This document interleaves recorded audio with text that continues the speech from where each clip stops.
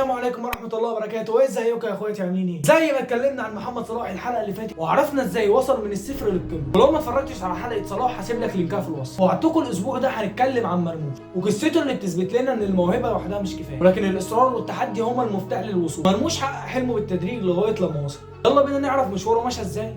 يلا بينا.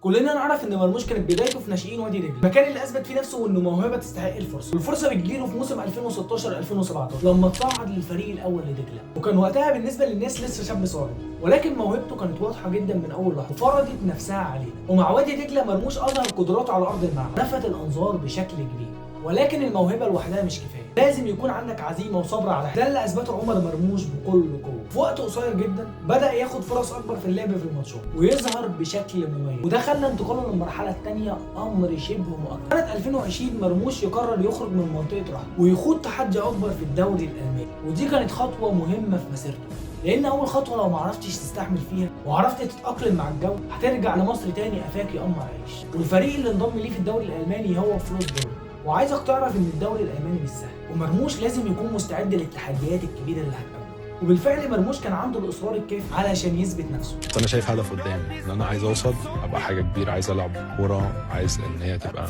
الحاجه اللي انا كنت بتمناها طول حياتي ان انا اوصل لها. ولكن الطريق ما كانش ورد. مرموش واجه صعوبات في التاقلم في البدايه، ولكنه كان بيعمل المستحيل عشان يثبت نفسه في التشكيله الاساسيه. مرموش ما كانش بس لاعب بيعتمد على سرعته ومهارته، ولكن كان عنده عقليه الفريق وكان دايما بيظهر في المواقف الصعبه. في 2021 مرموش انتقل على سبيل الاعاره لنادي سانت باولو في دوري الدرجه الثانيه.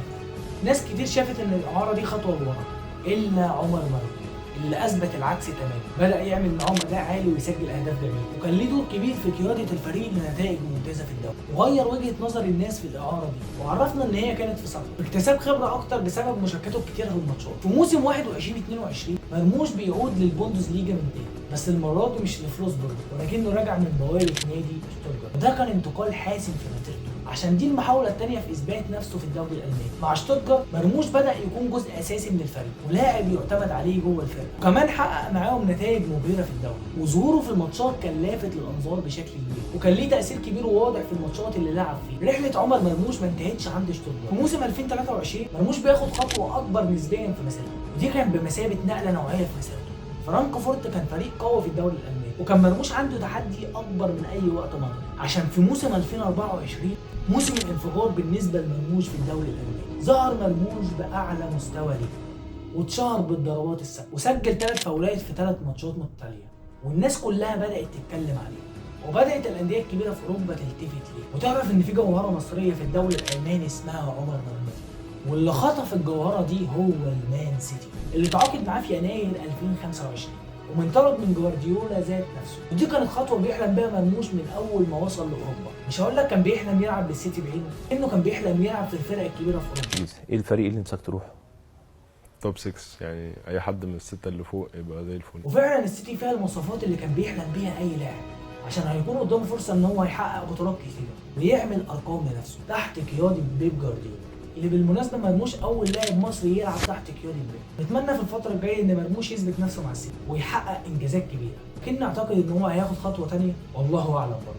وطبعا لما مرموش راح السيتي كلنا افتكرنا كلام جوارديولا العرب رضا عبد العال لما قال مرموش ما ينفعش ينضم للمنتخب وان مدبولي كمان احسن منه. مرموش ده طلع فنكوش، مش ده اللعيب اللي انت تنزله اساسي منتخب مصر.